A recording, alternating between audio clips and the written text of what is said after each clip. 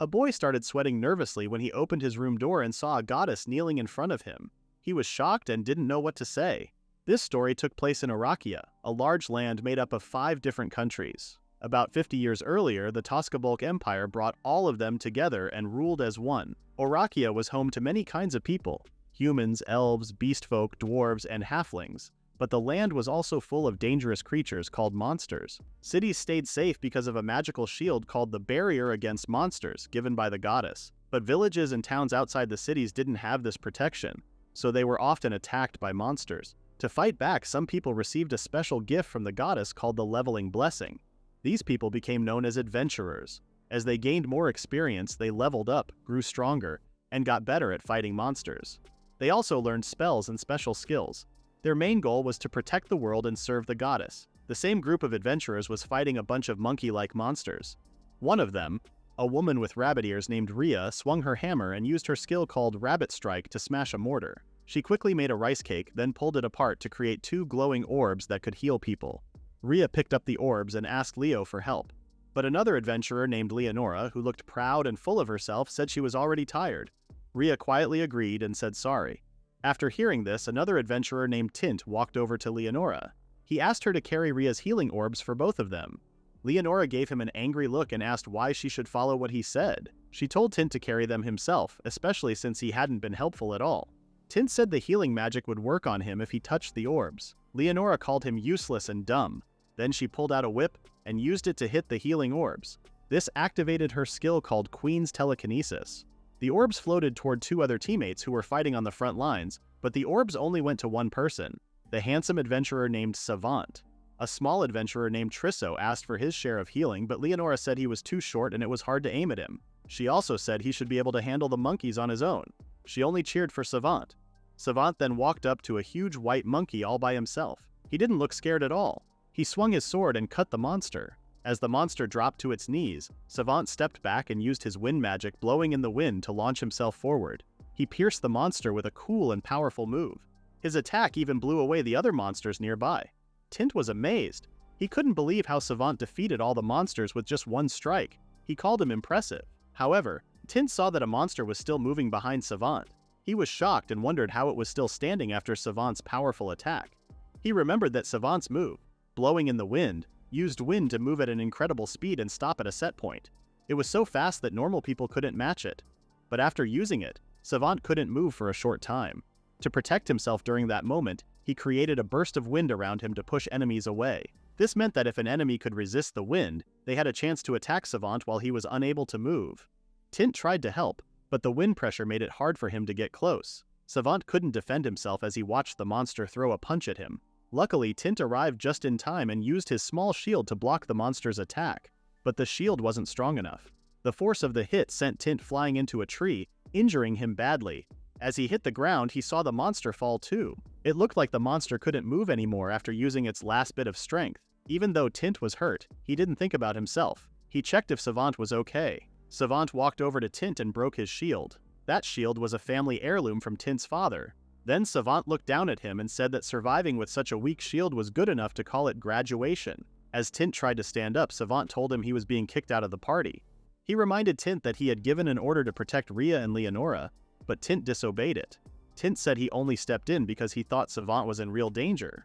Savant told him not to underestimate his strength. Even if he couldn't move for a few seconds, he claimed he could have dodged the attack because of his move called Elegant Slash, which made it easier to avoid danger. He said Tint had been reckless, disobeyed orders, and put everyone in danger. He said this kind of behavior risked the safety of the team. Tint apologized and said he'd be more careful next time, but Savant didn't change his mind. He clearly said that Tint was no longer part of the team. Just then, Trisso showed up and jokingly told them to leave before things got worse. Savant seemed a bit caught off guard by Trisso's comment. When Tint asked why, Savant admitted that they had received an invitation to join Saffron, the leader of a group called the Garden of Diversity. Tint was surprised. The Garden of Diversity was known as one of the top adventurer teams, officially ranked S-Class by the guild. The team included people from many different races, with both famous heroes and young adventurers full of potential. One of the most well-known members was Aitana, the daughter of the hero Bernhardt, who was part of Saffron's team. Tint thought it was amazing. Savant agreed, but pointed out that this didn't include Tint. Merging teams wasn't rare. but Tint knew that Saffron wanted to remove him before the teams combined. Savant said Tint had no reason to complain because in every fight, Tint never gained experience. His level stayed at 0. Savant even called him God's enemy, and said that someone like that could never belong in an S-class team. Later, in a poor part of the adventurer city called Legia, Tint walked home by himself, still hurting from the battle earlier. He wanted to visit a healer, but he didn't have any money. His team didn't even try to help him. Since he was already leaving the group, they told him to just go home like that. That was when Tint fully realized he had really been kicked out. The rewards he earned before were tiny compared to what the others got. His daily life was already tough, and now it just got worse. He told himself he needed to work harder to survive, but he didn't even know what kind of job he could do. He wondered if he could still keep going as an adventurer. He felt foolish. He had started as an adventurer when he was 13, and for 3 years he thought he was trying his best. But even after all that time, he was still level 0. People called him God's enemy. Almost everyone in Ligia, the city known for its adventurers, had heard of him. In this city, the Adventurers Guild held a special ceremony called the Ritual of the Floral Crown. During this ritual, the goddess Esther gave adventurers the leveling blessing. This blessing allowed people to grow stronger and fight monsters. But Tint never got that blessing. No matter how many monsters he fought, he never gained experience. He stayed at level 0. It felt like the goddess had turned her back on him. That's why people said the nickname God's enemy fit him. The guild didn't like it when level 0 adventurers took on jobs alone. They might even ask him to quit. But Tint didn't want to give up. He just felt forgotten by the goddess and didn't know what to do next. When he finally reached his old broken house, he let out a deep sigh. He decided to rest for now and think about everything the next day. But as he opened the door, he froze. There, sitting quietly inside his house, was a beautiful girl. Meeting this mysterious goddess changed everything. This moment was the beginning of Tint's real story. Even though it was his first time meeting the woman, Tint already knew who she was. She was the mother goddess of all people, Goddess Esther. Esther stood up without saying a word and walked toward him. Tint started to sweat nervously. He remembered his nickname, God's enemy, because even though the gods had given him blessings, he still couldn't level up. He believed there could only be one reason why the goddess herself showed up. She was there to judge him. Tint thought she was going to kill him. So without wasting time, he got on his knees and asked for forgiveness. He believed he was going to die, but he felt like it wouldn't be so bad if it was the goddess who did it. He accepted it and wasn't even sad.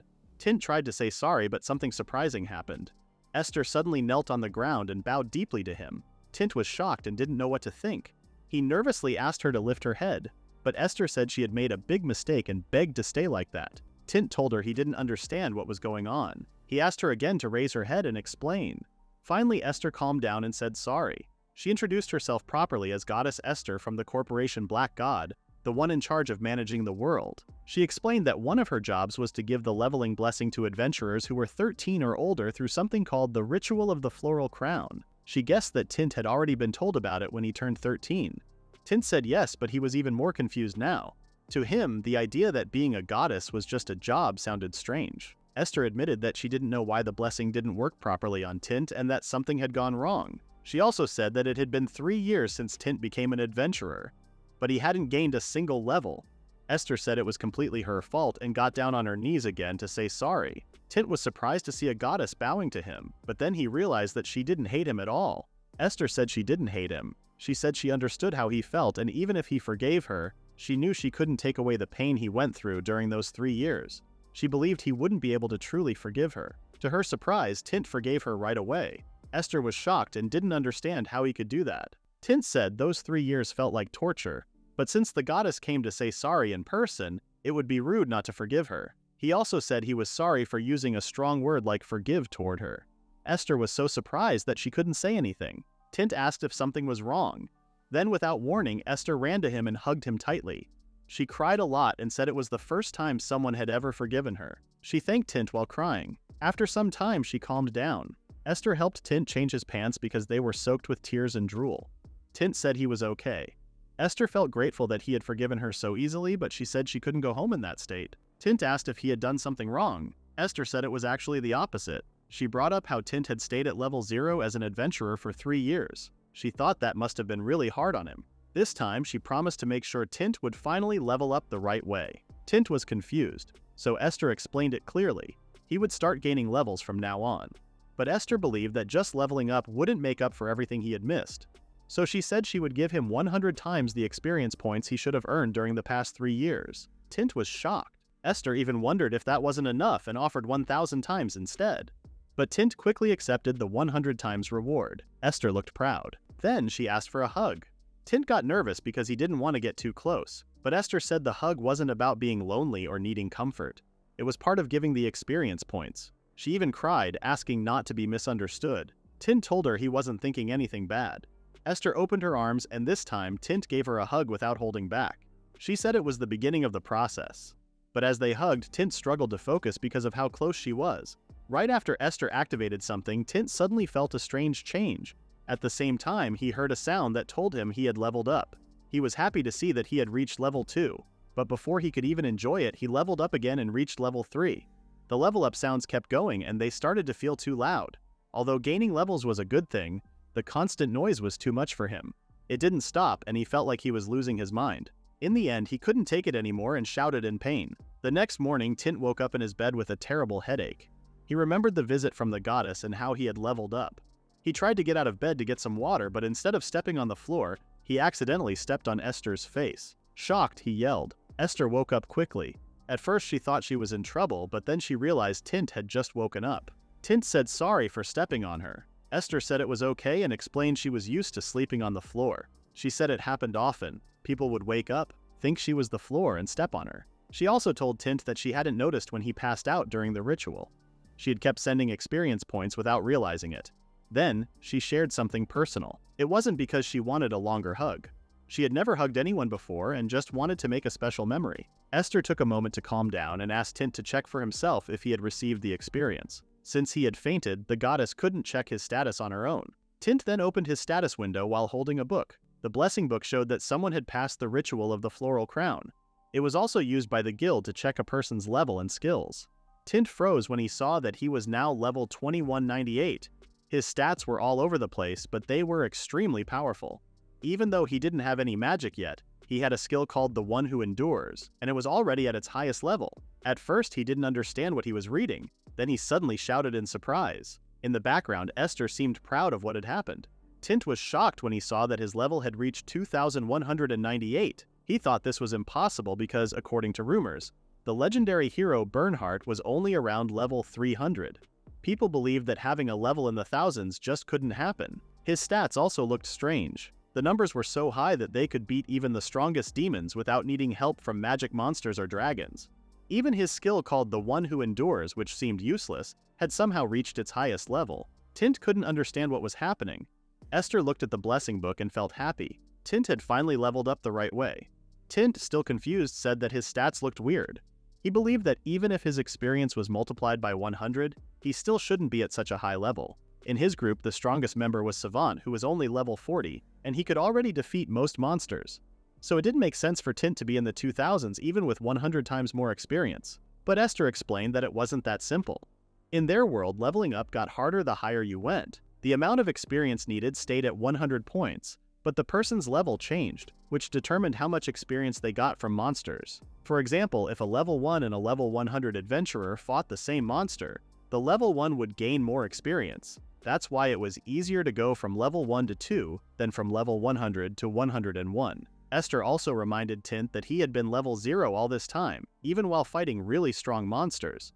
So when he finally gained experience, it all added up at once. Based on this, and if you multiplied the experience by 100, then his level being around 2000 actually made sense. Esther looked at Tint with a hopeful expression, even though she had dark circles under her eyes from working too much. Tint looked at her for a moment, then knelt down and told her how thankful he was. Esther felt embarrassed and said there was no need to thank her because it had all been her fault from the beginning. But Tint said that since Esther was a goddess, anything she chose to do had to be right. Esther felt a mix of emotions, so she thanked Tint and also apologized. After that, they both sat in silence.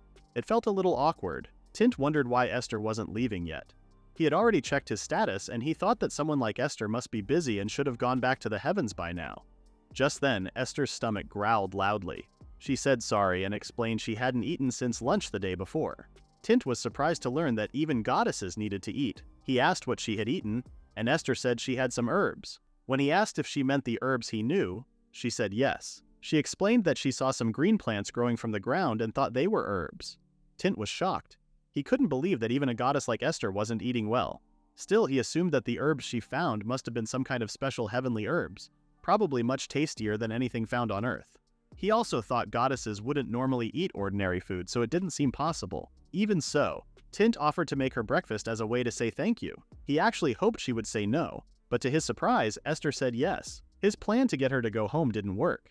Tint rushed to the kitchen because he didn't want to keep a goddess waiting, but when he looked around, he only had jerky and bread. So he decided to make a simple sandwich. He picked up his old knife but noticed it was dull, so he tried to sharpen it with a whetstone. As he started, something strange happened. The knife suddenly flew out of his hand and got stuck in the wall. At the same time, the whetstone broke into pieces even though it was supposed to be super hard. That's when Tint remembered that his strength had grown a lot. It was so strong that it didn't show until he used a certain amount of force. Somehow he had gone past that limit. The numbers showing his strength were hard to believe, but feeling it for himself was even scarier. He went back to Esther with the sandwich, which looked a bit messy. He had pulled the knife out of the wall and carefully used it to cut the jerky and bread. Esther looked at the sandwich quietly, and Tint apologized because he thought it wasn't good enough for a goddess. To his surprise, Esther ate it without saying anything at first. Her eyes were teary, and she said it had a nice salty taste. Tint, still confused, asked if she really meant it. Esther thanked him and said it was delicious. She also said sorry for eating everything, but Tint didn't mind. He couldn't eat anything in his current state anyway. After eating, Esther asked what Tint planned to do next. Just the day before, Tint was unsure if he should find a regular job or keep working as an adventurer. But now, with his new strength, a normal job wasn't an option. To get used to his power, he decided to take on a quest in the Goblin Forest. With his abilities, he could keep working alone. He had always wanted to be an adventurer, but he never imagined it would turn out like this. For now, he had to learn how to control his strength, or it would get in the way of his everyday life. Esther agreed that the plan sounded okay and said Tint needed to get used to a few things first. She had 2 requests. First, she wanted him to hide his true power so that no one would notice. She explained that she was saying sorry on her own because her company, which often took advantage of others, usually covered up their mistakes. If she told her bosses, they would simply say there was no adventurer named Tint, and that would be the end of it. Tint understood what she meant. If the people from the heavens really wanted to, they could erase all proof that he ever existed. Esther said she felt bad because coming down from heaven like this was not allowed. It was also against the rules to show her real identity. If Tint suddenly became the best adventurer even though he was just level 0 the day before, and if anyone found out she gave him 100 times more experience points, she would be in big trouble. Her lazy co-workers would get suspicious and blame her, so her first request was for Tint to act like he was getting stronger little by little, not all at once. Tint got it. It made sense. No regular person could become that strong so fast, and people would definitely start asking questions. Her second request was to go with him to the Goblin Forest. Esther was worried. She wanted to make sure Tint could control his new strength. If he lost control, she wanted to be there to stop him. Tint didn't want to waste her time, but Esther told him not to worry. She said she took a vacation from work. She had been working non-stop for 100 years, so she took 3 weeks off. Hearing that made Tint wonder what kind of place the heavens really were. Esther complained that Tint didn't seem happy about her coming along. She said she felt excited because it was the first time a man was being kind to her. She also mentioned that she was used to being alone. Tint said that wasn't true. He explained that he acted that way because she was very beautiful. Even someone like him, who wasn't very smart, could easily tell that Esther looked like a goddess. He said if she walked outside, people would definitely notice her. Esther said that wouldn't be a problem. She pulled something out from between her chest like she was Doraemon and told him to wait for a moment. Tin wondered what that black tablet was. Esther tapped on her smartphone a few times and said that she had now lowered her divine presence to 0. After that, she said people wouldn't see her as a goddess anymore. Tint agreed because he no longer felt the same pressure from her as before. It even seemed like she now carried a bit of bad luck or misfortune. Strangely, he felt more drawn to her. Then, Esther asked if she could stay with him for a while. Tint said yes right away and Esther looked happy. Our young protagonist was fortunate enough to live with a beautiful girl at the young age of 16, unlike our dear viewers who are still single and living alone. Later, the two of them went to the guild. As they walked in, Trisso noticed them. Before this, Tint had bought a plain cloak for Esther. It was something simple, but it was enough for people to recognize her as the goddess Esther. After buying it, he didn't have any money left. Even so, he promised himself that he would do his best so that Esther wouldn't have to suffer. They both went to the Adventurers Guild. Esther thought the place looked amazing. Tint felt a bit better seeing her happy because he hadn't really wanted her to come there in the first place. When the other adventurers saw Tint walk in, many of them were surprised. Some even wondered if he came just to be laughed at. Esther quietly hid behind him. Then Trisso began teasing Tint. He said Tint had forgotten about their team and had already teamed up with someone new. He even called Tint their old star, clearly trying to make fun of him. Tint realized Trisso had already told stories about him to the others. Staying calm, Tint asked if Trisso didn't have a mission today. Trisso said it was his day off and also mentioned that Ria was on a date with someone named Savant. Tint just replied that he understood and walked away without showing any emotion. This surprised Trisso. Trisso then turned to Esther and warned her not to join Tint. He said Tint was the god's enemy and that even the goddess would hate her if she followed him. Esther looked shaken by this, and Tint noticed she was feeling guilty. What Trisso didn't know was that he was talking to the goddess herself. Tint explained that the woman with him wasn't an adventurer and asked Trisso to stop bothering them, since he only came to take on a quest. Trisso looked confused for a moment. Then others around them started laughing. Trisso said he thought Tint came to announce he was quitting. He asked if Tint was really sure about staying an adventurer. Though he called Tint their team's star, he admitted he was only joking. He said Tint was funny. Tint quietly told Esther that they would be leaving soon. Then he picked a quest from the board and gave it to the receptionist. She mentioned that she had heard about his removal from the guild and said she was sorry about what happened. Tint said it didn't bother him and asked if he could take quests alone. The receptionist asked if he was sure. Tint said yes. She didn't really want him to go solo and asked if he had a partner. Tint said he would be fine by himself. He couldn't ask Esther, who was known as the mother of all adventurers, to become one herself. The receptionist apologized again, saying that because of his current level, solo quests were not allowed. Tint asked if even goblin extermination was off limits, and she said yes. He found it frustrating. He just wanted to take down goblins. He had been an adventurer for 3 years and felt confident enough to handle at least that, even if he was still level 0. Since he couldn't take a quest, Tint decided to go to Goblin Forest anyway. He thought collecting goblin parts could still earn him some money. Just then, the receptionist suggested something else. She said she had a different kind of job for him and seemed excited. She mentioned that a friend of hers ran a women's entertainment business and offered to send him there for an interview right away. In the city of Lygia, where adventurers were abundant, the adult entertainment business is very popular. Tint knew too well that he was not cut out for that kind of thing, and hoped she would stop talking about that thing in front of the goddess. However, the receptionist refused to back down as she knew that Tint was hiding a monster under these tight pants. He was worried that such crude words were entering the ears of the goddess.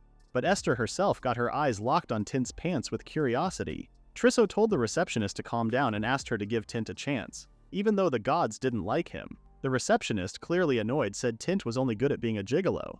Trisso didn't hear everything and asked what she meant. Tint quickly said it was just about the quest. Still, the receptionist didn't want to let Tint go alone. To everyone's surprise, Trisso offered to join him. The receptionist finally gave up on her hopes of seeing Tint's pet anaconda and handed over the quest. Later, Tint and Esther walked into the Goblin Forest. Not long ago, Tint had thanked Trisso for saving him, but Trisso told him not to follow him around. Trisso agreed to this because he didn't want to watch a former teammate get killed by a weak goblin. It would just make him feel guilty. Knowing the kind of person Trisso was, Tint wasn't surprised. While walking, Tint saw Esther looking around with wide eyes like a curious child. She got embarrassed and pulled her cloak tighter around herself. Tint realized he had made her uncomfortable, so he quickly changed the topic. He said the forest looked amazing and guessed that the goddess must have created it. He explained how she once made a magic barrier to keep monsters away, which is why the monsters near the city of Lygia were weak. That barrier was created hundreds of years ago. It was known that goddess Esther placed strong protective barriers around the main cities of the continent. Ever since then, monsters have been unable to enter those cities. The barrier also affected the areas nearby. The farther monsters were from the barrier, the stronger they became. Because the Goblin Forest was close to Lygia, only weak F-ranked monsters lived there. This made the area a good place for beginner adventurers to train and earn money safely. However, since Tint was still level 0, hunting alone was still risky for him. Esther finally remembered how she had set up the protective barriers. At that time, demons were attacking and she believed humanity might not survive. Tint said it was because of her that people could now live safely, but Esther said it wasn't a big deal. She had to keep watching the field system because it was complex. Since she had built the system, she was given full control of it. Because of that, she hadn't been able to sleep well ever since. Tint realized he might have upset her. Just then, as he was hoping to see a goblin or a dragon, a goblin appeared from the bushes. Tint quickly told Esther to step back because goblins with weapons could be dangerous. But when the goblin stepped out, Esther was shocked. She angrily asked why the goblin wasn't wearing any clothes. Tint told her not to look and figured the receptionist from earlier might have given her the wrong impression. He calmly explained that it was normal for monsters to look like that. Esther couldn't believe that was considered normal. She complained about how the monster development department acted like this world was part of a hentai manga. She clung to Tint, shaking, and said she was scared that the goblin might pounce on her. But Tint had never heard of a monster harassing humans like that before. He told her to calm down and stay back as the goblin charged at them with an axe. The goblin swung its weapon quickly, but for some reason Tint felt like it was moving too slowly. He easily stepped aside. He remembered that goblins used to be faster. When the goblin's axe got stuck, Tint took the chance to hit its head with his hand to knock it out. But something went wrong. His strike went straight through the goblin's head and split its whole body in half. When he saw what he had done, Tint realized how disturbing it looked. He also realized it was too late to hide it. Esther had already seen everything and looked disgusted. He tried to explain that he didn't mean to use so much force, but then he accidentally got blood on her back with his hand. Suddenly, 3 more goblins appeared, also without clothes. Esther froze in place, disgusted, and asked why there were so many of them. A loud sound echoed through the forest, and Esther was caught off guard. She stumbled and fell near a tree. Meanwhile, Tint had finally learned how to control his strength. This was clear because the goblin in front of him remained unharmed after he tapped it on the forehead. He felt proud that he was starting to understand how his new powers worked. But before this moment, he had accidentally gone too far with his strength. He had already tested it on 2 other goblins. One ended up with a crushed head, and the other had been beheaded. These accidents had left behind 2 unpleasant scenes. Even though it was messy, his skill level improved, which showed he was learning more quickly. Now that he had gotten the hang of it, his next concern was Esther's health. He told her they should wrap things up and head back home. But just then, Esther noticed something. There was blood on the tree where she had fallen. When she touched her back and saw the blood, she panicked. Tint realized the situation was serious. Esther started to worry that she might be badly hurt. Tint felt responsible and thought she would blame him. She asked if she was dying, clearly scared. Tint tried to calm her down and said she looked fine. Still, he was worried. Although she looked human, she might still suffer from blood loss just like any other person. Esther began crying loudly. She didn't want to die and mentioned she hadn't enjoyed life to the fullest yet. Tint quickly told her it wasn't her blood, it was from the goblins. But Esther wasn't convinced. She said her last health exam showed poor results and that it was a miracle she had lived this long. Seeing her panic, Tint knew he had to distract her. He tried to show her the unconscious goblin he had knocked out without hurting it. But the sight of the goblin's exposed body made things worse. Esther was disgusted and the distraction failed. Tint reminded her that the goblin's appearance wasn't the point of the discussion. Esther thought she was dying and started asking Tint for something. Tint told her again that she wasn't dying, but she didn't listen. She went on about how she had never been with a man or seen a naked man in person. Tint said that part was great for someone like her. Esther agreed that it was good for a goddess, but as a woman she wanted to experience that before she died. Then she pulled out her smartphone and asked Tint to show her what he was hiding under his pants. Tint felt confused and asked what Esther meant. He told her to calm down, saying she wasn't in danger and he wouldn't do anything to her. But Esther seemed disappointed and made a sound with her tongue. Tint noticed she wasn't paying attention to him at all. Suddenly, Esther used her divine power and took on her full goddess mode. She brought her hands together and ordered Tint to reveal his third leg, using her goddess powers. Tint was shocked to find that his body was moving without his control. He had already started to take off his pants before he could stop himself. He told Esther that this wasn't right, but she was already looking at him with excitement. Feeling helpless, Tint unconsciously asked if there were any other goddesses who could help him. But he was already too late to say a prayer. His friend had already been shown to the goddess. Esther was surprised and thought something strange was going on. She started to worry and wondered why it looked so big. Tint felt awkward after hearing that. Earlier, after he had finished a mission with Savant and Trisso, he was in the bathroom when Trisso made a comment that Tint's friend was the size of his face. That comment stuck with Tint and made him feel really insecure. He told Esther that it was just normal-sized.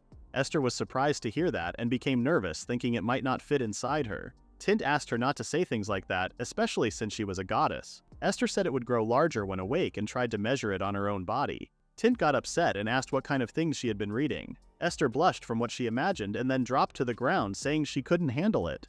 Just thinking about it scared her. Tint couldn't believe he made a goddess faint with his anaconda. It was going too far, but he shouldn't regret this. Later at the guild, the receptionist praised Tint for defeating 50 goblins all by himself. After the goddess fainted, even more goblins showed up, so Tint ended up fighting more than he had planned. He brought back some valuable items like goblin claws, which were rare and sold for a good price. He also found some precious metals that the goblins probably stole from other adventurers. With the money he got from the quest and selling the items, Tint didn't have to worry about money for a while. The quest was recorded in the Blessing Book once it was accepted, and the book kept track of everything. Anyone could check the quest details anytime, and the number of goblins defeated was counted automatically. Because of this, no one could lie about how many goblins they had taken down. Everyone noticed Tint. He used to be a low-level adventurer, but now he had defeated 50 goblins in one mission. The book's tracking feature was useful but also a little annoying because it showed everything clearly. The receptionist felt a bit disappointed because her plan to make Tint a gigolo would have to wait. She asked about his partner. Tint simply said they went separate ways. He explained that Esther fainted and was now resting at home. Even though she had passed out, her divine energy was still strong enough for others to feel. But thanks to his high stats, Tint managed to get her home without anyone seeing. Still, he felt uneasy about leaving her alone. Tint nervously asked if he had already proven that he could handle goblins by himself. The receptionist wanted to know if Tint really did the job alone. Tint said yes, but Trisso quickly stepped in and told the receptionist not to believe him too easily. Trisso claimed that he was the one who beat the goblins while Tint just stood and watched, so he said the reward should go to him. Tint told him not to lie, but Trisso asked what part was a lie, saying someone at level 0 couldn't possibly defeat goblins. Tint explained that he had been fighting at the bottom of a cliff when a rock slide suddenly happened and wiped out all the goblins at once. Trisso argued that the rock slide had nothing to do with Tint's skills, so he thought it was fair for someone else to get the reward. Tint pointed out that Trisso was just trying to take the reward and all the credit. People nearby laughed at the argument. Trisso then said that if it weren't for him, Tint wouldn't have even gotten the extermination job, so it made sense for him to get the reward. Tint offered to split it evenly, but Trisso shouted that the goddess would cry if someone like Tint, called a god's enemy, made money as an adventurer. He insisted that the reward should go to him. Tint told Trisso to stop trying so hard, especially since he could barely beat a single goblin himself. He told him to stop being jealous. Trisso got angry and pulled out his knives. He suggested a game to settle things. Instead of fighting, he wanted a knife-throwing contest. Everyone liked the idea and cheered. Trisso explained how the game worked. They would throw knives and earn points. The one with the highest score would win the prize. Tint knew Trisso was very good at throwing knives. It was just like him to pick a game he was already good at. Trisso made fun of Tint, asking if the hero who beat the goblins was now scared. Tint sighed and agreed to play. Since they didn't have much time, Tint suggested doing 8 throws. Trisso said 5 was enough and joked that Tint must be hoping to get lucky. Tint accepted his terms. Trisso then said the game was set and asked who would win this time. People quickly ran off to place their bets. Tint knew most of them would bet on Trisso. Quietly, he went to the receptionist and asked her to bet on him. He wanted the one person who had been kind to him to gain something from this. Trisso told Tint to start. Tint didn't really know all the rules. He only knew that hitting the target gave points, and sometimes points could double or triple. He was also bad at math, and if he messed up counting his score, he might lose everything. If he hit the center every time, it might draw too much attention. Still, he made up his mind. He would play the game and win. After that, Trisso slammed his beer mug on the table. He couldn't believe that Tint had beaten him at his own game. He started to worry that Tint might tell everyone about his loss. For Trisso, that would be very embarrassing. Another halfling asked why Trisso was so upset. Trisso said it was only natural to get mad when someone took his reward, but his friend said it wasn't really taken, since Trisso had been with them the whole time while Tint was out on a quest. At first, they all thought Tint wasn't that good, but now his friends saw him differently. Trisso asked what was so special about Tint. His friend said it was the fact that someone at level 0 could beat 50 goblins. When they were level 0, even one goblin was hard to beat. Trisso said that Tint just used a rock slide to win. Still, his friend thought that was clever. Halflings like them often use their brains to fight goblins too. But then, one of Trisso's friends said he wasn't sure Tint was really level 0. Trisso said he was sure because he had seen Tint's blessing book many times and used to laugh at it. But the friend brought up something strange. Tint's throws were always better. When Trisso got a 16 on doubles, Tint got an 18. When Trisso got a 19 on singles, Tint got a 20. If Trisso hit the blue point, Tint hit it too. Tint always did a little better. So the friend asked again if Tint was truly level 0. Even Trisso started to notice how good Tint's throws were. It made sense why others had doubts, but Trisso still believed Tint was level 0. He thought Tint's victory was a gift from the goddess, maybe because she felt sorry for him after he got kicked out of the group. Trisso didn't like the timing and blamed the goddess for helping Tint and causing his loss. At the same time, the goddess was enjoying a nice meal at a fancy restaurant. She really liked the food and thanked Tint for it. For now, it seemed like she had forgotten that she fainted after seeing Tint's anaconda. When she woke up, she kept saying sorry to him while kneeling, just like when they first met. Tint also managed to keep all the rewards for himself, so he saw the first day of leveling up as a success. Later, Esther asked if it was okay for her to keep drinking alcohol. Tint told her she could drink as much as she wanted. She was glad and kept drinking. Tint didn't mind because he thought it might help her forget about the anaconda, but letting her get drunk turned out to be a mistake. Soon, she started throwing up rainbows on the street. Tint gently patted her back while she kept vomiting. He hoped this would help her forget everything that happened that day. While this was happening, a woman with sharp knife-like ears heard someone getting sick nearby. The next day, a woman stood face to face with a giant monster. Her name was Aitana, known by many as the hero's daughter. Her job was clear: fight monsters head-on and defeat them. She was battling near a town at the Temple of the Monkey God, along with her team, Group S from the Garden of Diversity. With her at the front were Jan, a halfling, and Layla, a beastman. A little farther back were Daria, an elf, and a group of swordsmen. At the very back stood Nadia, a dwarf, and a group of archers. Aitana glanced behind her. Only 2 people near her were still fighting properly, but even they couldn't do real damage to the monster. The fighters in the middle had backed away, looking more like scared old men than warriors. The dwarves at the back didn't even seem interested in helping. As always, Aitana was the strongest in her group, and it was her job to take down the monster. She held her sword, called Junk. It was made just for her, built from different pieces of scrap metal. Suddenly, the monster let out a loud roar. Many of the other adventurers froze in fear. Aitana thought the roar was silly. She knew it could scare most people and even make them feel like they were about to die. But it didn't scare her at all. She had trained with someone far more terrifying, her father. While the others couldn't move, Aitana saw her chance. This was the perfect moment for her to defeat the monster by herself. Even though Aitana didn't want to, her skill called Instinct kept getting activated. This skill warned her when danger was near, especially if the enemy was stronger than her. The feeling reminded her of the first time it happened, and it annoyed her that she had to rely on a skill just to escape. What made it worse was that the enemy was just a monkey. Still, Aitana rushed forward, ready to defeat the monster. The monkey then gathered magic energy in its cut-off right arm and launched it at her in the shape of fists. Aitana found it frustrating. She hated how monsters kept finding new ways to fight. Instead of throwing 5 fists separately, the monkey could have just formed one big one. That moment reminded her why she disliked monsters so much. She decided to tear off the monkey's other arm. Right then, Layla stepped in and blocked the attack. The magic faded after hitting her shield. Aitana told her to move aside because she wanted to handle the fight on her own, but Layla refused, determined to protect her sister. The monkey somehow understood Layla's words and became angry, but before it could react, something was already coming its way. Jan suddenly appeared and struck the monster many times with her short sword. Aitana told her to go after the weaker enemies instead, but Jan didn't listen. She said her magic swords were urging her to take apart the main monster. At that moment, the monkey went wild. It used its magic to make more fists and sent a bunch of them flying at Jan, but none of the fists hit him because he moved back just in time. Right after that, Daria called out to everyone. She said the monster was getting too strong and that she was almost out of magic. She warned them that getting too close was now dangerous and told them to let the archers take over while everyone else stepped back. Layla told Aitana to move back, but Aitana just pushed her hand away. She said she wasn't joking and still wanted a good fight. Layla tried to stop her, but Aitana rushed toward the monster again. She used her skill called Freezing Flame. Ice shaped like fire came from her sword and stabbed the monster. It froze right away like a popsicle.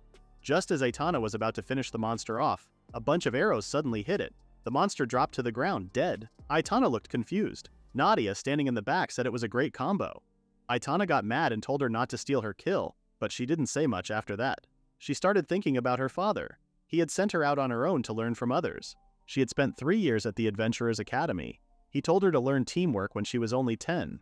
She used to lose to demons because she always fought alone. That's why she needed to learn to fight with others. But now she felt like all this was a waste of time. She had tried to join Group S at the Garden of Diversity, but things didn't go well. Most of the experience points from the monsters went to the dwarves who finished the fights. If she had fought alone, she would have kept the points for herself. She hadn't leveled up in 2 weeks because of these team battles. Her father had reached level 100 at the age of 18. Aitana was 16 and only at level 81. It was getting harder to level up as she got stronger. Her stats still improved, so she didn't have to rush, but she really wanted to be better than her father. To do that, she had to pass level 100 in the next 2 years. That goal had become the most important thing in her life. Suddenly, Daria scolded Aitana for being careless. Without her magic, she could have been seriously hurt. But Aitana said everything was fine because she hadn't been hit even once.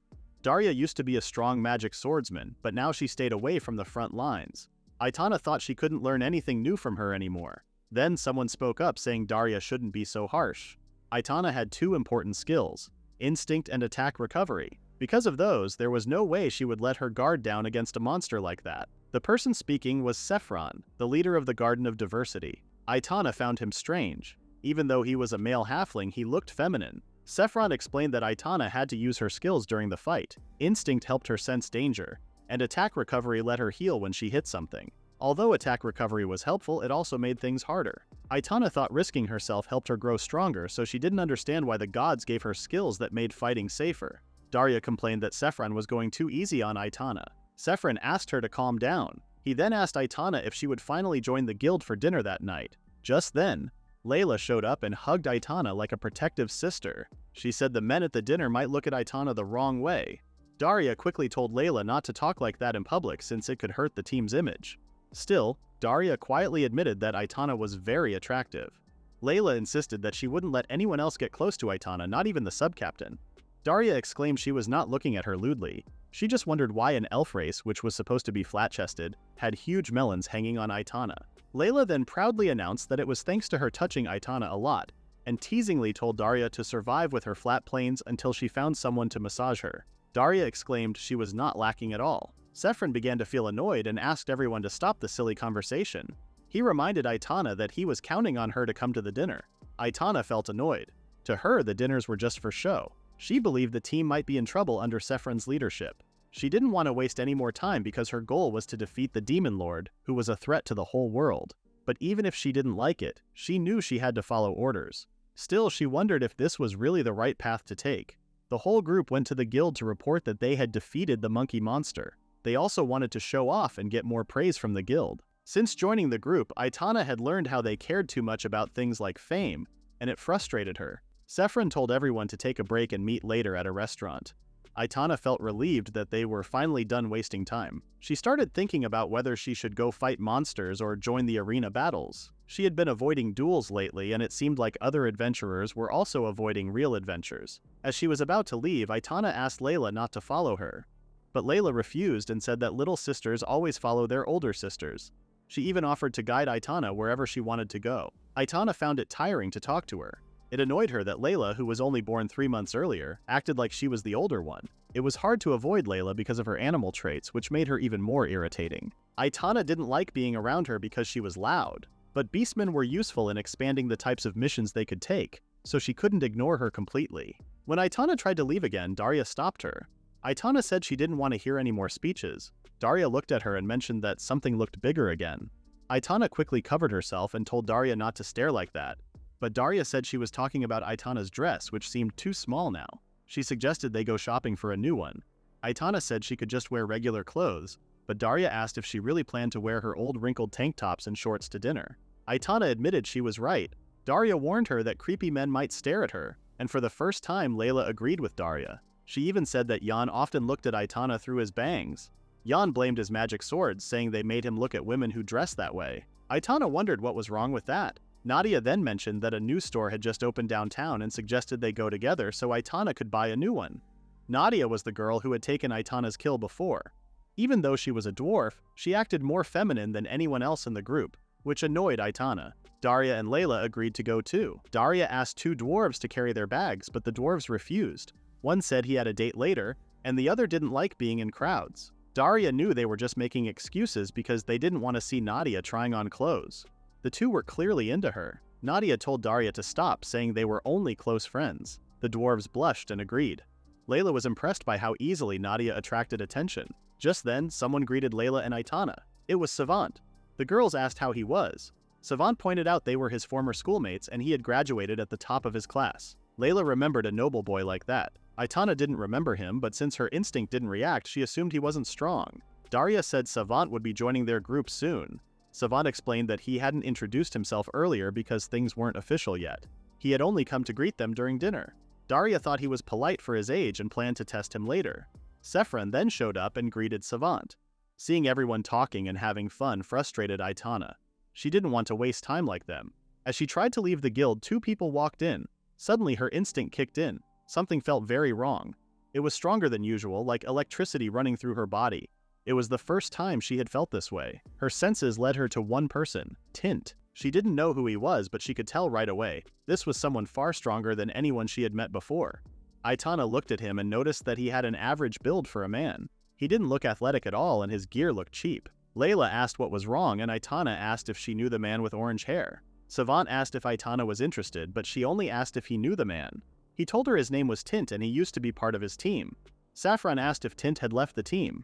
Savant explained that he told Tint to leave because he didn't think Tint was right for the Garden of Diversity. He also shared that Tint now hunted goblins and slimes alone to earn a living. Saffron thought it was a shame since he wanted someone unique like Tint to join them. Then Daria said that in some ways, Tint was even more famous than Saffron. Curious, Saffron asked if Tint was strong. Daria explained that people called Tint God's enemy. He had been an adventurer for a long time, but he was still stuck at level 0. Aitana was shocked when she heard that. Daria said she understood how Tint felt and it was almost a miracle that Savant ever let him join his party. Savant said that helping the weak was something nobles should do. But Aitana couldn't understand why they were saying such things. The feeling she got from Tint was stronger than anything. Even stronger than dragons or magical beasts. It was so powerful that not even her father, when she first discovered her powers, gave off that kind of feeling.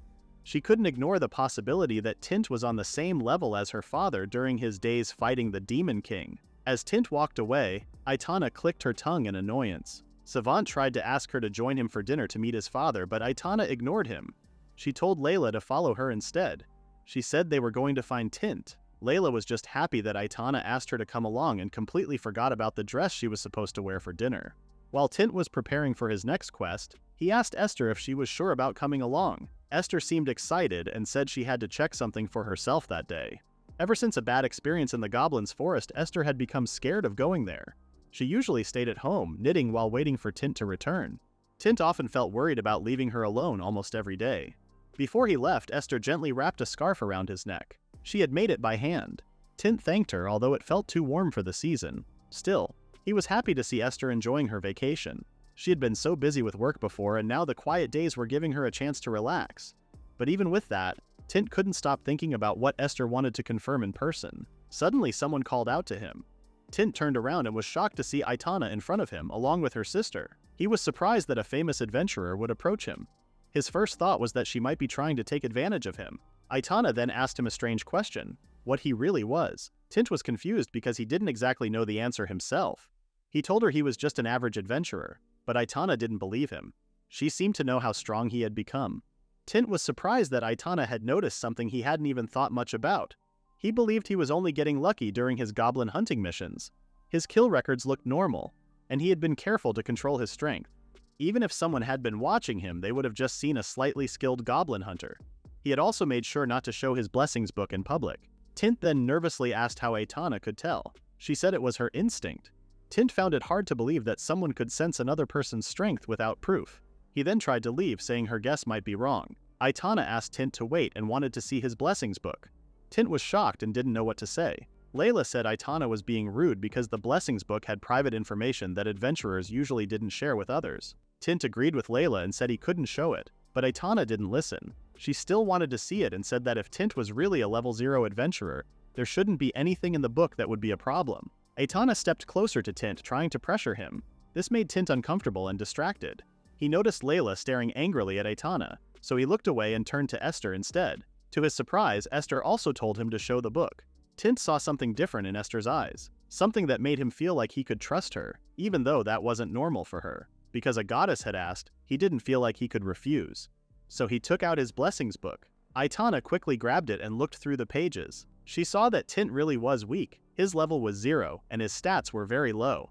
Now she understood why her special sense had been acting up. Layla apologized for the trouble her sister caused and wished Tint good luck on his journey. Tint looked at Esther, confused. Esther explained that he was still level 2198, and that she had only tricked the blessings book to make it show he was level 0. Tint was surprised, but Esther said that forging papers like that was normal in shady companies. Because of her, Tint was able to fool everyone. If Aitana found out he defeated 50 goblins in one day, or that he won the knife-throwing contest, she would definitely start to get suspicious. Tint knew he had to be more careful from now on. Tint and Esther finally reached Goblin's Forest. Esther said he was going deeper into the forest, but Tint couldn't focus because he knew Aitana and Layla were secretly following and watching him. If he were really level 0, he wouldn't have noticed them. But now, he could sense things more easily.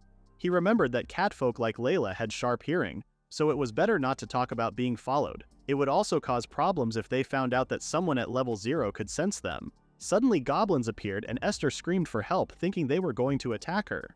Tint was actually glad she reacted like that because it made her seem like a normal person, not a goddess. He decided to act scared too, pretending he couldn't fight goblins alone. He thought this would make him look like a true level 0 adventurer. But then Esther asked what he meant, since he had just defeated 50 goblins the other day. Tint quickly shouted loudly to cover up her words and said that the goblins were only defeated by accident because of a rock slide. He insisted he couldn't beat a goblin on his own. Esther called him a liar. Tint began to panic. He couldn't take the chance of being exposed. He suddenly hugged Esther tightly and whispered in her ear that they were being followed. But the goddess looked too flustered to understand him clearly. Tint kept apologizing, saying he knew he made her feel unsure because he was a weak adventurer with no future. The goblins looked confused, wondering what the two were doing. Tint then spoke in a serious voice and told Esther he would risk his life to protect her. Even though he was only pretending, Esther looked like she was starting to fall for him. Tint hoped she understood what he was trying to say. Now all he had to do was play his role as a weak level 0 while dealing with the goblins. Tint stood still while a goblin ran toward him. He watched closely, then dodged the attack at the last moment, pretending he almost got hit. Esther looked worried, and Tint was glad because her acting looked real. The goblins got more frustrated and kept attacking, but Tint kept dodging while pretending to be nervous. After waiting for the right moment, Tint swung his sword and hit one of the goblins. The goblin fell and Tint smiled. Esther joined him in celebrating. Tint felt proud that they were doing a good job acting like a weak, low-level party. Then, one of the goblins suddenly punched him. Tint didn't dodge this time. He let the goblin hit him in the stomach on purpose. Esther looked scared as Tint acted like he was in pain and stumbling around. Tint knew that many adventurers didn't fully understand what the durability stat meant. It just showed how much damage someone could take. It didn't mean they wouldn't feel pain. But since Tint had high durability, he could act like he was badly hurt without actually being in danger. Still, he didn't want Esther to worry anymore, so he decided to finish the fight. He stabbed the goblin and it fell to the ground. Right after that, Esther ran to him and hugged him while crying.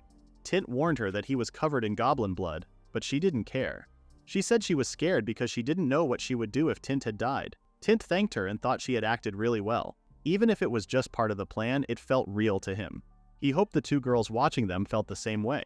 Layla couldn't believe someone was getting emotional over beating just 2 goblins. It made her feel a bit jealous that someone with no experience could be so relaxed. She told Aitana that Tint was really a level 0 and it wasn't worth their time to follow him. But Aitana believed Tint was only pretending to fool them. Layla reminded her that Tint's blessings book clearly showed he was level 0. Aitana explained that the blessings book could be faked using magic. Layla then asked why Tint would go so far to pretend. He had been a level 0 for 3 years and even got a nickname that embarrassed him. She wondered if there was any reason he would want to hide his true strength. Aitana didn't really know why, but her instincts told her that Tint was strong.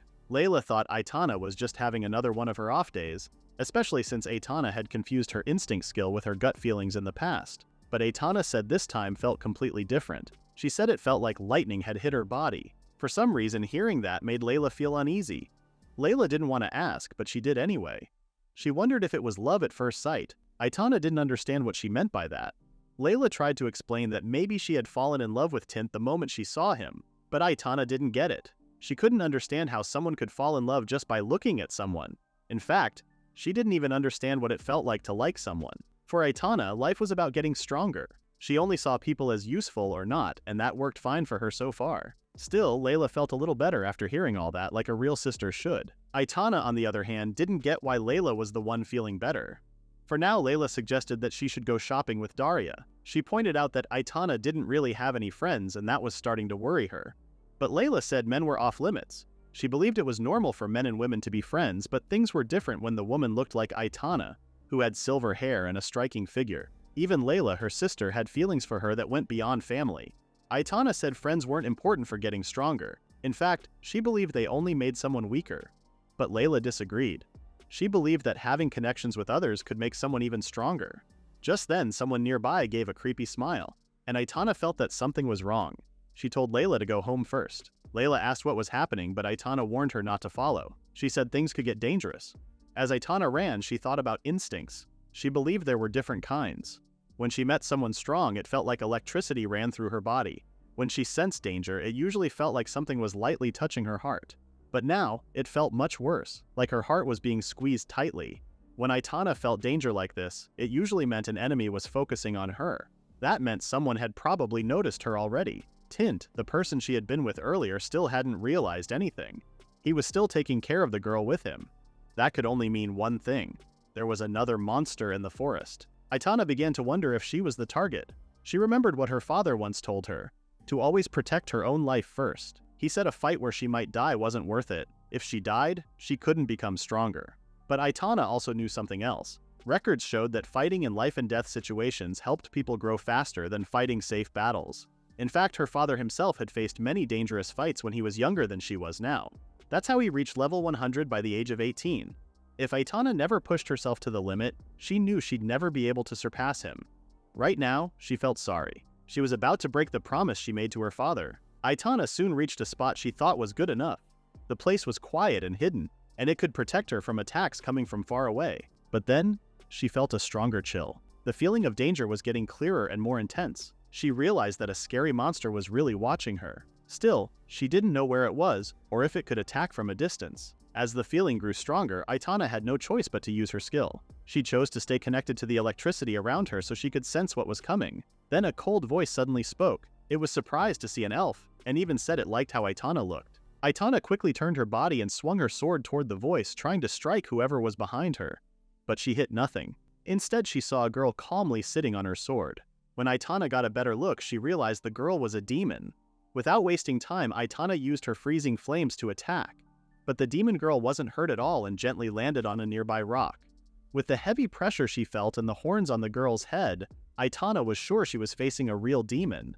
What confused her most was why a demon would be in the goblin's forest. But what truly shocked her was the sword the demon girl was holding. The moment Aitana saw it, chills ran down her spine. It was her father's sword. Seeing Aitana's reaction, the demon girl smiled.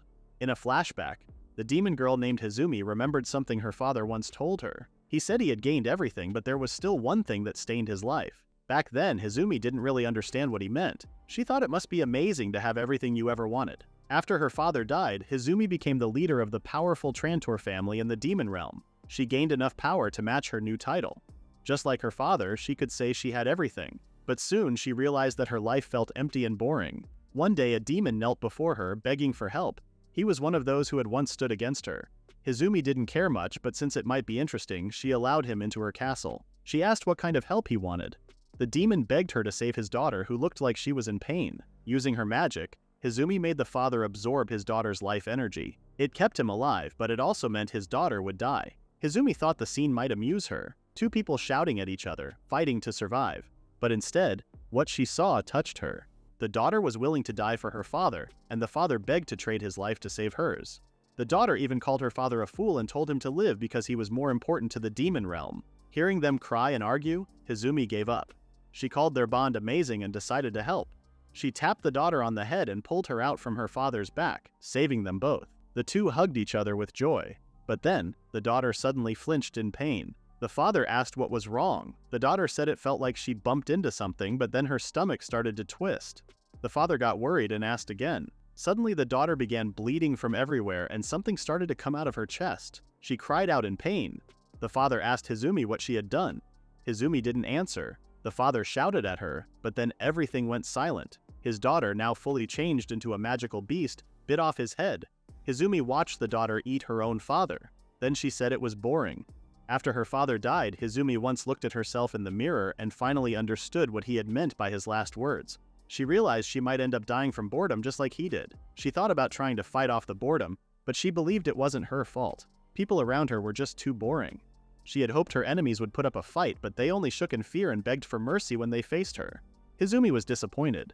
She couldn't believe they would die without even giving her one last bit of excitement. Then something came to her mind. She remembered a human who had come to her castle 50 years ago. He had been brave and stood up to all the demons using strange fire magic. He had actually managed to entertain her when she was younger. That was why she let him go. She had listened to his begging and gave him mercy instead of killing him. She remembered he was called a hero or something like that. She didn't recall his name, but she did remember cutting off his arms to take his sword. That sword could be used to cast a summoning spell. If she used it, she might be able to bring the hero back to her castle, and that would be a great way to pass the time.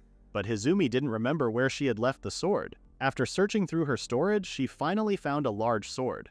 It was the same one the hero had when she took his arms. She couldn't remember his name, but it felt like everything had just happened yesterday. Then Hizumi realized something else.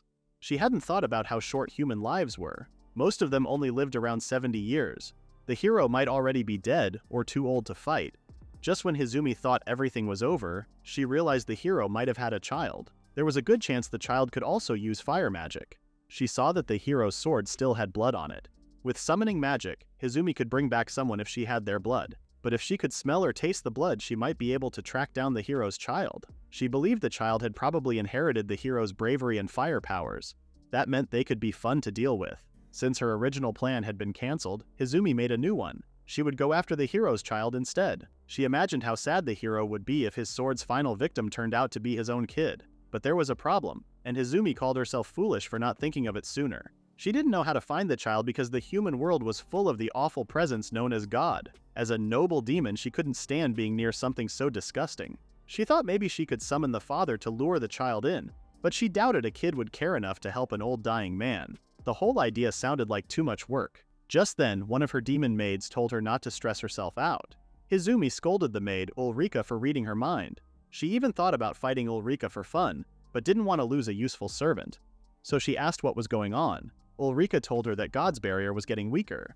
Hizumi was surprised and wondered if something was cleaning up the corruption. Ulrika said it looked that way and, since things had been quiet lately, suggested that Hizumi take a walk. Hizumi thought about it. The human world was like a giant trash pile to her. If the hero's child turned out to be a letdown, she could use that as an excuse to take out her anger on humanity.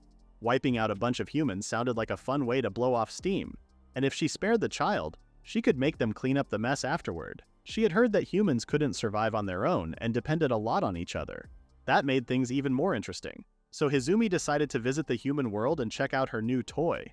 Now, in the present, Hizumi looked down at Aitana and wondered if this child would be fun to play with. Aitana stood frozen. She clearly recognized the sword. It was real. It was the hero's sword. 50 years ago, her father had been ordered by the Emperor to invade the demon realm. He barely survived the mission. He came back with one arm missing, and without his sword. Aitana couldn't spend time thinking about the past now. The enemy was standing right in front of her, but she couldn't help herself. She asked the demon girl if she had fought a hero named Bernhardt, and if her name was Hizumi. When Hizumi heard the name Bernhardt, she paused for a moment. Now that Aitana had said it, she remembered. That was the name of the man who fought her. Aitana couldn't believe Hizumi had forgotten her father's name. She told her not to joke because her father never forgot Hizumi. He spoke her name every night, haunted by nightmares. Hizumi then guessed that Aitana was Bernhardt's daughter. Aitana snapped back, asking what if she was. Hizumi said she had come just to see her. She said she suddenly remembered Bernhardt's desperate cries for mercy. Feelings of guilt, which she thought were gone, started to rise inside her again. As an apology, she said she would give Aitana a chance to get revenge. She told Aitana to go ahead and attack. She wouldn't defend herself. Aitana felt frustrated, but she remembered what her father had told her, not to fall for tricks. So she took the chance to activate her skill. She knew this enemy was even stronger than her father. If she didn't give it her all, she wouldn't stand a chance. Watching Aitana made Hizumi feel disappointed. Aitana said she couldn't stay calm while facing someone who had played with her father's life. Hizumi asked if she was scared. Aitana didn't feel scared. She just remembered her father's words. Never fight demons without his permission. Even though she had broken that promise by coming here, she still ended up following his advice and ran away. Hizumi complained that Aitana was just stalling, waiting for someone else to show up. Aitana didn't understand what she meant until Layla landed on the ground with a powerful strike. She didn't wait a second and charged straight at Hizumi. The older sister had come to protect her younger one. Layla tried to land a slash, but Hizumi easily dodged it, even with her eyes closed. Layla quickly stepped back and raised her shield to protect Aitana. She asked if Aitana was okay. Aitana looked surprised to see her and remembered telling Layla to go home earlier. Layla said she wouldn't leave her little sister alone, especially when she was acting so strangely, but more importantly, she wanted to know why a demon was even there. At that moment, Hizumi sensed a faint trace of Bernhardt's blood in Layla too. It wasn't as strong as Aitana's, but Hizumi noticed that Layla attacked without hesitating. That, she thought, already made Layla slightly better than Aitana. Layla was confused and asked what Hizumi meant, but then stopped when she finally noticed the sword. Aitana told Layla to run. The demon they were facing was the same one who had taken their father's arm. Layla was shocked. Aitana said it couldn't be helped. To them, their father had always been a strong and respected figure. But even he was defeated by Hizumi. Aitana didn't want to believe it, but Hizumi was truly powerful. Layla stayed quiet for a moment, then said that Hizumi was Aitana's true enemy. That was exactly why she couldn't just run away. She promised that her fire dragon shield would protect Aitana no matter what. Meanwhile, Hizumi just moved around them, laughing and enjoying the moment like it was all a game. Just like Layla had said, Hizumi had become one of Aitana's biggest enemies. Aitana had spent her life training as a swordswoman with one goal: to defeat Hizumi, the same person even her father couldn't beat. Now she saw this as her chance to prove that all her years of training had a purpose. Since they were close to Hizumi in the human world, Aitana believed the barrier's power might be affecting him. If the barrier were weaker here, then this moment could be their best opportunity. Even her father, if he were present, would have allowed her to fight. Aitana gripped her sword tightly and charged forward. Layla ran after her. Aitana had told her not to interfere, but Layla didn't back away. Both of them attacked with fast sword swings, but Hizumi calmly avoided every strike, even with his eyes closed. Then Hizumi found a chance to counterattack. He swung his sword, but Layla quickly raised her strong shield and blocked it just in time. At that moment, Aitana came out from behind Layla. She understood that wide attacks wouldn't work because of Hizumi's speed. So with only the smallest movements needed, Aitana aimed to end the fight right there. Unfortunately, the Hizumi that Aitana struck suddenly turned into dark smoke. She looked around and saw that the demon had vanished. Then out of nowhere, Hizumi spoke and asked if the shield was really made from the fire dragon's scales, the same dragon once known as the King of 100 Demons. She called the dragon a sad sight now. Aitana felt a chill. She wondered how the demon even got the shield. Layla, who always protected her teammates, didn't even notice the shield was gone. As a warrior, Layla never let go of her shield no matter how hard the battle was. Aitana knew how much work Layla had put into making it. But somehow Hizumi had stolen it without anyone noticing. Aitana realized that Hizumi wasn't just fast. She might have been using some kind of teleportation magic. But there were no signs of any spell being used. Then Hizumi said she would put on a little show. Right in front of them, she broke the strong shield in half. The girls couldn't believe what they saw. The fire dragon shield was an S-ranked item, known for being nearly unbreakable. Even the famous warrior Bernhardt had used it. But now it was split apart like it was made of paper. Aitana started to wonder if Hizumi was really weak at all. At that moment, the broken pieces of the shield started to move on their own. Suddenly, a real fire dragon appeared next to Hizumi. It let out a loud roar that echoed through the area. Aitana quickly told Layla to return to town and call for help. But Layla couldn't move. The dragon's roar had paralyzed her. Aitana knew she had to act alone. She tried to get the dragon's attention to keep it away from Layla, but the dragon didn't even look at her. Instead, it turned and attacked in another direction. Aitana called out to Layla, who was just starting to recover. But it was too late. The dragon swung its tail and hit Layla, throwing her into a nearby rock. She landed hard, unconscious, and badly hurt. Aitana ran to help her, but Hizumi suddenly appeared between them, holding a goblin. Aitana hadn't even noticed when she got there. Hizumi told her to stay away from Layla, saying Layla had been her target all along. Then Hizumi dropped the goblin onto Layla. Something strange happened. Aitana's eyes widened as she saw the goblin start to merge with Layla. Hizumi said she had mixed the goblin into her. In just a few minutes, Layla would become a creature that was no longer fully human or goblin. Hizumi said Layla would still live, but her body would become twisted and monstrous. No ordinary person could fix what had been done. Aitana couldn't stop herself from cursing at Hizumi. She had never heard of such a strange spell, one that didn't follow any logic. She was furious and wanted to kill her. Hizumi told her not to panic. She said she understood how Aitana felt, and that's why she was giving her a chance. Hizumi said that if the humans managed to land even one hit on her, she would return Layla to normal. She asked if that would be enough to motivate Aitana. Aitana didn't trust her and demanded that Layla be healed immediately. Hizumi sighed and said Aitana was troublesome. Then she pulled out a contract. The rules were simple. If either one broke the terms, they would die.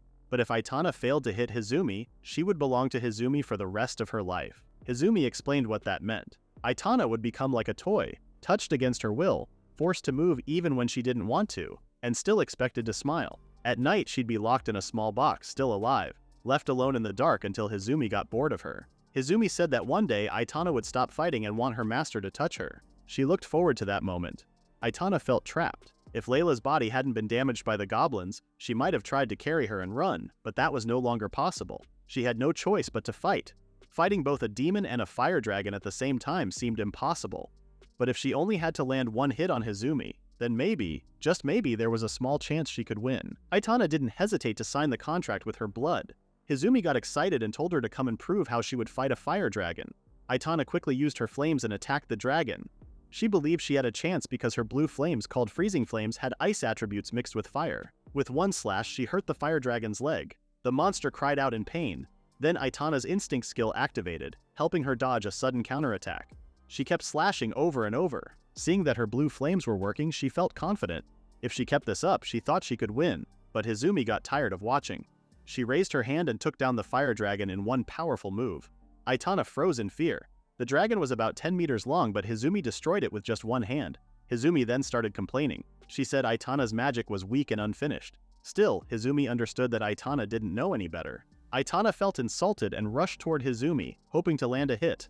Her blade connected, but to her shock, Hizumi stopped the attack by casually pinching the tip of Aitana's sword with her fingers. Aitana was stunned. She couldn't even pull her weapon back. Hizumi looked at her and said that Aitana's father was on a whole different level. She expected more from his daughter. Then, without warning, Hizumi grabbed Aitana, who was still holding onto her sword, and swung her around like she weighed nothing. The demon slammed her from side to side like she was playing a violent game. Aitana was in terrible pain. She knew she could escape if she let go of her sword. But if she did that, her chances of winning would be gone. Thanks to her skill, HP recover per attack, even serious injuries weren't the end for her. So no matter what, she held on tight. Eventually, Hizumi got bored and threw Aitana near Layla. Lying there, Aitana began to wonder if they even had a chance against a monster like this. Then Hizumi asked for her name. Aitana gave it. Hizumi told her to beg for her life. If she begged in a way that amused her, maybe she'd let her live. She said Aitana was born to entertain her after all. When Aitana heard Hizumi's command, she remembered what her father once told her. He said that if she truly wanted to be a swordswoman, she should never beg for her life. Begging, he said, would mean the end of her as a warrior. If that ever happened, she would be no better than someone who had given up. Aitana knew her father wasn't the kind of person who would beg. But a thought entered her mind. What if he had begged for his life in front of Hizumi long ago? Maybe that was why he lost his strength and became empty inside. Aitana promised herself she wouldn't end up like that. But then she looked at Layla, who was hurt and lying next to her. Aitana realized she had no other choice. She turned to Hizumi and begged him to protect them. Hizumi smiled when he saw her do that. Suddenly, something exploded nearby. A cave appeared out of nowhere, catching everyone's attention. Even Hizumi looked confused and asked what was going on. Then someone slowly stepped out of the cave. He looked relieved to be safe. It was Tint, the main character. He asked what was happening and if he had walked in at the wrong time. Aitana couldn't believe he had just shown up. Earlier, Tint was still worried about the act he and the goddess had put on. He couldn't sense Aitana and Layla anymore, but it seemed like they had rushed off somewhere quickly. He wondered if something had happened. Either way, he and the goddess had clearly shown them that they were just weak adventurers. Tint then told Estelle that no one was following them anymore so they could stop acting. Estelle asked what he meant by act. Tint reminded her that they were no longer supposed to act like low-level adventurers. But Estelle looked confused and asked what he meant, because in her mind, they were low-level adventurers. That left Tint puzzled. Estelle then said maybe Tint was forgetting things. She reminded him that she was Tell, a girl who had been forced to leave her hometown after it was attacked by goblins. She came to Lygia City to try and become an adventurer. Since she didn't have any money, she had no choice but to borrow some just to survive. Before she was about to be sold to a brothel, it was Tint who used everything he had to save her. After that, the two of them worked hard as poor adventurers and somehow managed to live decent lives. Then one day, Estelle said she heard a story about a dragon that could grant any wish. So she started a journey to collect 7 magical orbs for that dragon. Tint told her to stop, not because of copyright issues, but to remind her of the truth. She was the goddess Estelle. She had come down to the human world to give him experience points. She was the same goddess who gave people the blessings of leveling up and protected them with magic barriers. Estelle finally remembered her real past. She was supposed to return in about 2 weeks, but the thought of leaving was too painful. So she ended up changing the memory in her mind. Tint wondered if people could really just change their memories like that. Estelle realized that everything they did, even the moment when Tint saved her from the goblins, felt like they were just acting. Tint said he would have protected her anyway, even if it wasn't part of the act. That left Estelle confused. Tint told her it was natural for him to protect her. When Estelle asked if what he said before about protecting her was just part of the act, Tint quietly admitted it was real.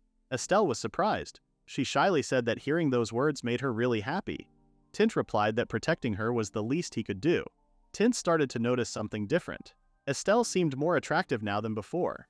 The situation felt much more awkward than usual. Even though she was a goddess, she was starting to act and look more like a human. Suddenly, a goblin appeared. Tint tried to protect Estelle, but she stopped him. She said it was the same goblin she saw earlier in the forest. Tint asked what she meant. Estelle told him to look closely and see what was different. After staring for a while, he noticed the goblin was wearing a loincloth.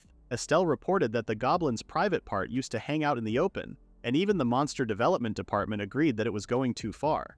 It turned out this goblin was a prototype that had started wearing a loincloth. But Estelle explained it wasn't just about clothes. She said the goblins had developed modesty, like humans. They now felt embarrassed to be exposed, so this goblin made its own loincloth to cover itself. Over time, even the younger goblins began doing the same. Wearing loincloths became normal in goblin society. Now, the goblin forest had become a safe and comfortable workplace even for kind-hearted women. However, Estelle pointed out that goblins still had the same level of intelligence. If they ever gained full human-like traits, it would be difficult to fight or kill them. Estelle said they should head home for the day. Tint agreed since they didn't have any reason to stay longer. Suddenly, a loud and powerful roar echoed through the forest. Tint didn't know what it was, but he could tell it came from the northwest. A bunch of smaller monsters started running away, clearly scared. Tint was confused and wondered what had frightened them. Estelle, on the other hand, seemed to already know what was going on. She took out her smartphone. Tint thought it had been a while since he last saw that strange device. Estelle used it to contact someone through her AI assistant. The name she said sounded strange to Tint, something about a giant grumpy woman. He thought the nickname sounded worse than what a villain would be called. The call connected and Estelle spoke to someone named Maria. She asked if Maria had a moment. Maria said she didn't really care but still asked what Estelle wanted. She also complained that sending a message would have been better. Tint, who was listening, noticed that Maria's voice and tone sounded strangely human. Estelle apologized and said she just wanted to check something quickly. Maria clicked her tongue and asked what it was. Estelle brought up the boundary of the lower world, saying it had been left in Maria's care. But Maria said she was never in charge of it. Estelle insisted she had mentioned it before. Maria disagreed and said she had never heard it. Instead, she blamed Estelle for being forgetful and told her not to blame her subordinates for her own mistakes. She even joked about suing Estelle for power harassment. Estelle gave in and admitted it was her fault. She then said the barrier around the lower world seemed weaker and hoped Maria could make it stronger again. Maria replied that she'd think about it and asked if the conversation was over. Estelle apologized for calling without warning. Maria sighed loudly for a few seconds, then ended the call. Estelle was upset. She complained about Maria's attitude, saying she had already reported the problem before. She was frustrated that others acted annoyed even though it wasn't her fault. Then she realized one of her teammates had made a mistake, and the monster-repelling barrier had become weaker. Tint guessed that the loud roar they just heard was connected to the problem. Estelle said she was sure it was a fire dragon. Tint was surprised. Fire dragons usually lived near volcanoes where lava and magma were everywhere. The Goblin Forest wasn't the kind of place a fire dragon should be, especially since even Estelle's barrier wasn't designed for that kind of creature. He wondered why it was here, and if it was all just a mistake. Estelle told him she wasn't wrong. It might sound strange, but she admitted she was obsessed with monsters. That was the main reason she joined the company. She could tell what kind of monster it was just by hearing its roar. Tint thought that was impressive. She asked if he thought she was weird. Tint said that even S-ranked adventurers didn't have that kind of passion, and he found it amazing that she could love monsters so much. Estelle thanked him but told him not to get the wrong idea. Her company had a bad reputation for treating workers poorly, but she thought she could handle it as long as she had the freedom to work with monsters. Sadly, she had been moved out of the monster department. Now, every day felt like she was just a robot, working with no hope or dreams.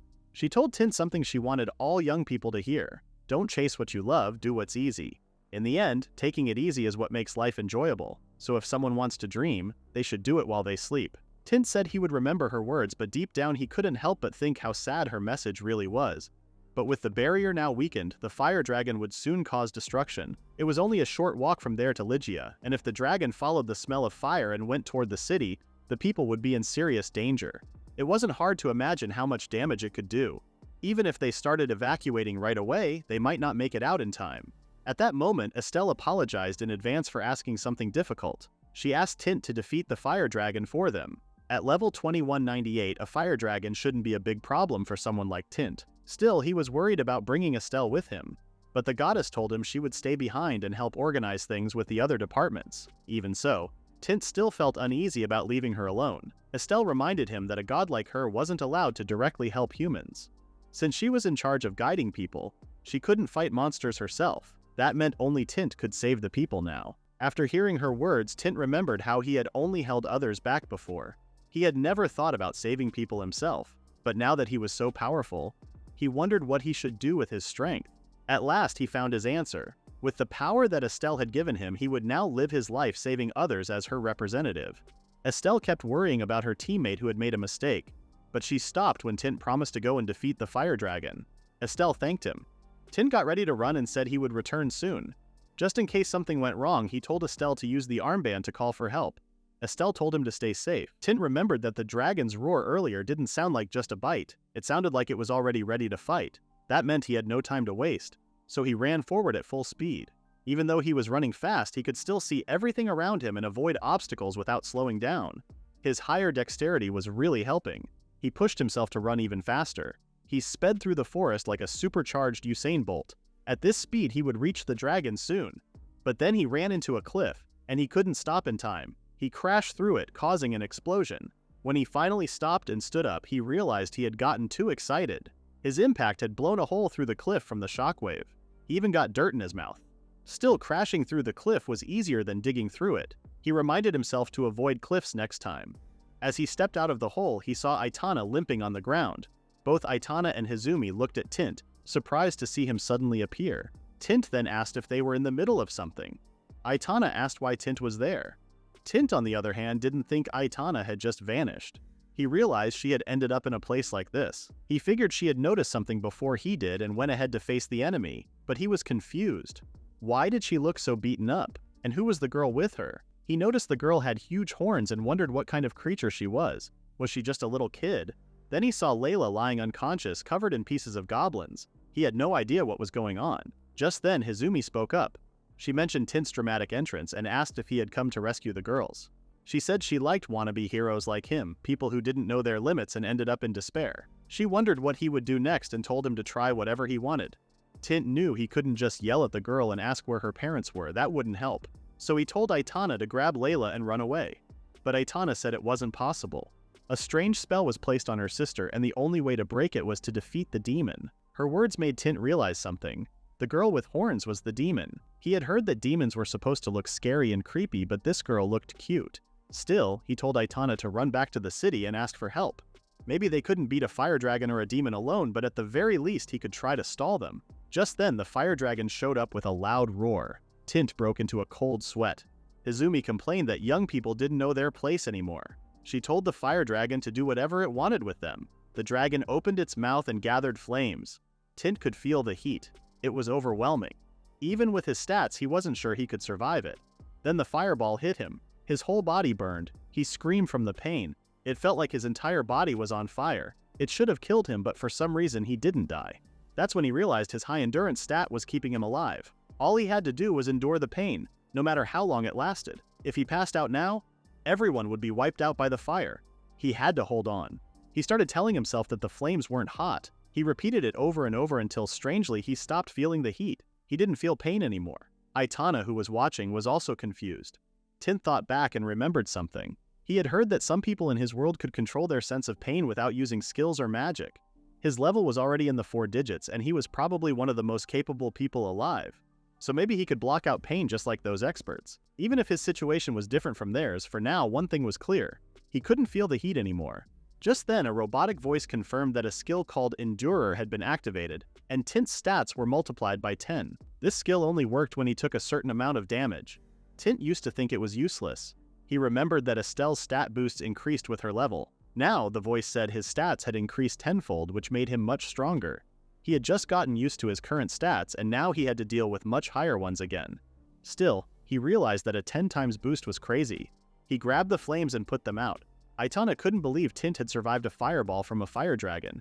Hizumi was also shocked to see such a rare talent, but when she looked at Tint, she suddenly screamed. Tint was confused at first, but then realized something embarrassing. His own dragon was exposed.